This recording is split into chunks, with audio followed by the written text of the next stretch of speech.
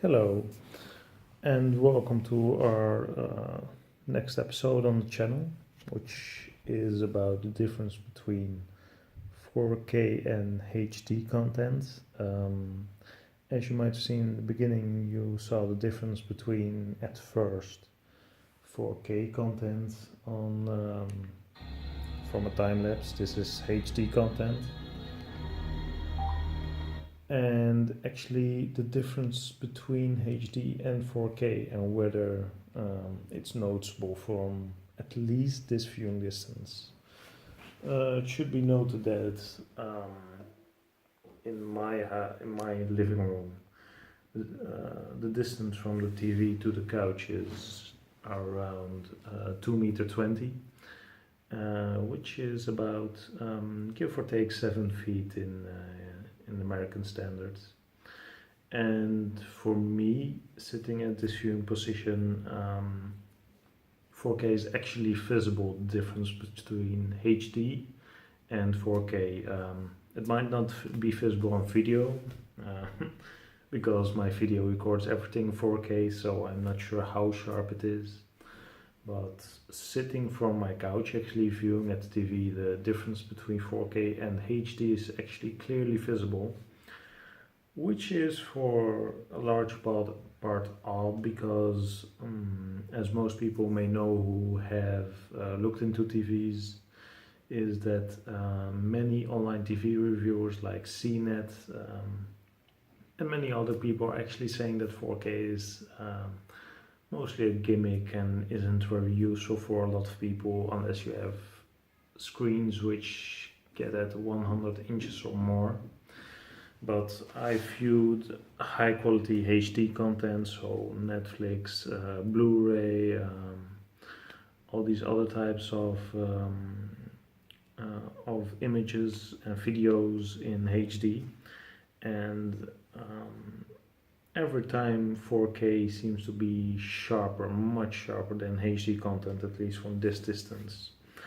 The thing is, this is a 55-inch screen. I used to have a 49-inch and a 40-inch screen, and at 49 inches and 2 meters and 20 centimeters from the screen, the difference was almost noticeable between 4K and HD. When I actually got a 55-inch screen, it pretty much got over this border which stands between HD and 4K. So with 55-inch screen and sitting roughly 7 feet away from the screen, the difference was very noticeable between HD content and 4K content, which actually caused its own separate problems because because of this I actually can only see extreme sharpness using the 4K Blu-ray player, which has its pros and cons obviously, because right now I can see immense details in 4K Blu-rays which I have. So having 4K is actually a big plus now, because you can see every little detail in movies to the fullest. You're not actually wasting the 4K, but you're actually seeing the difference between HD and 4K. But the entire point of this video is actually to tell you that 4K does really matter when buying screen sizes ranging from 94-inch and higher. Obviously, this is a thing which is aligned to your viewing distance, which in my case is 7 feet or 2 meter 20. But a lot of people might sit a little farther away and still notice it. For me, I actually played with viewing distances, so when viewing HD content, I actually looked how far it mattered to see HD, and to be honest, actually going back about 20 to 30 centimeters fades the difference between 4K and HD content, but actually sitting closer makes you notice the difference, and the difference becomes very obvious the closer you sit. And around 2 meters 20 was exactly the border with the 49-inch screen, which was the Philips. But with the OLED 55-inch, 2 meters 20 simply becomes too close for HD content. So HD content becomes blurry. So you have two solutions: either getting 4Ks or watching 4K content, like I do with the Blu-ray player, or moving a little more in the back. And my personal opinion, you're better off with going a little more into getting a little more into 4K content, because the thing is, quality becomes a lot more noticeable and you actually get the most out of your TV. There's actually two plus points. The first of it being you have more immersion if you're sitting closer to your TV.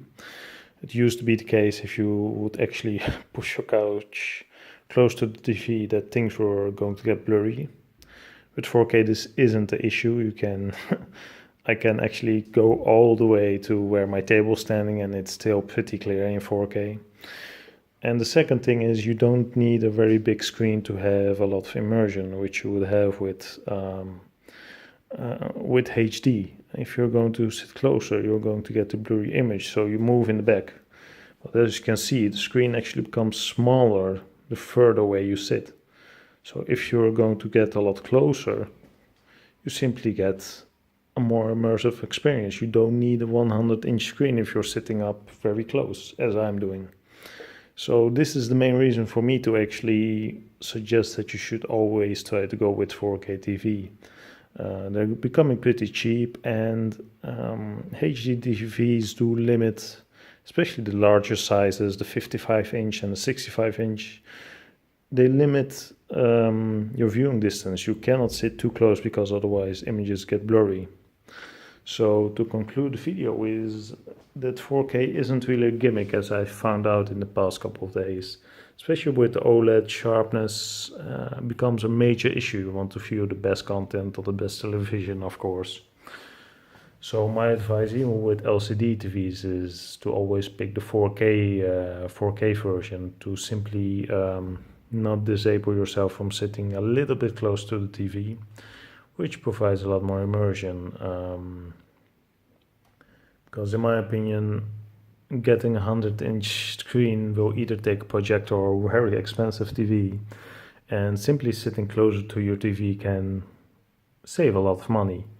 If you're going to move your couch 1 meter in front, it's going to save you $2,000 to $3,000 in size increase costs. I might be looking into getting a 65-inch OLED, but moving the couch closer simply solves a lot of problems. It actually saves a lot of money by moving closer, and 4K helps in this.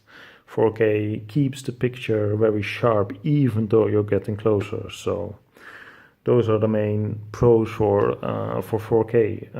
HD is fine if you're going to sit 3 meters from your TV. You're not going to notice a difference. Actually, sitting 20 to 30 centimeters in the back already removes the HD difference with 4K. But if you want to have a more immersive experience with the TV, you can simply move your couch closer and simply view 4K content, which stays extremely sharp even at this viewing distance, which is very short.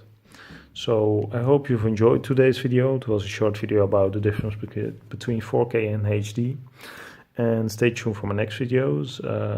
For the speaker people among my subscribers, I might be getting a review sample of the Oinks Studio 4 from Harman Kardon. So stay tuned for that video, and don't forget to like, comment and subscribe. I hope you've enjoyed this video, and goodbye.